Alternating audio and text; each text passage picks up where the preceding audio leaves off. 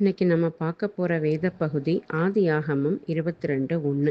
இதில் ஆண்டவர் ஆபிரகாமை சோதிக்கிறாரு. அவர் அவருடைய மகனை பலியிடும்படி சொல்றாரு. உடனே ஆபிரகாம் யோசிக்கல எப்படி பலியிடுறதுன்னு. உடனே அதுக்கு அவர் கீழ்ப்படிஞ்சாரு. கீழ்ப்படிஞ்சு பலியிட போகிறாரு.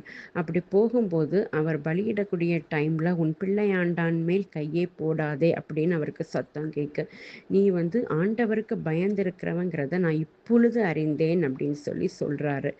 அப்போ அப்புறம் ஆபிரகாம் ஒரு ஆட்டுக்குட்டி எடுத்து பலியிடுறாரு. அதாவது ஆபிரகாமை சோதிக்கிறதற்காக ஆண்டவர் இப்படி சொல்றாரு. சொன்னதும் உடனே ஆபிரகாம் அதுக்கு கீழ்ப்படுகிறாரு. நம்மளுடைய வாழ்க்கையிலையும் அப்படித்தான். ஆண்டவர் நம்மளை இதை விடு, இதை செய், இதை பண்ணுன்னு சொல்லும்போது நம்ம அதை ஹோல்ட் பண்ணாமல் பிளைண்டாக நம்ம ஏன் எதுக்குன்னு கேள்வி கேட்காம நம்ம கீழ்ப்படியும் போது அதற்குரிய ஆசீர்வாதத்தை அவர் நமக்கு தருவார்.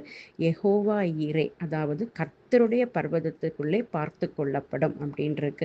நம்மளுடைய எல்லா பிரச்சனைகளையும் அவர் பார்த்து கொள்வார் நம்ம அவருடைய வார்த்தைக்கு கீழ்ப்படியும் போது. ஆமென்.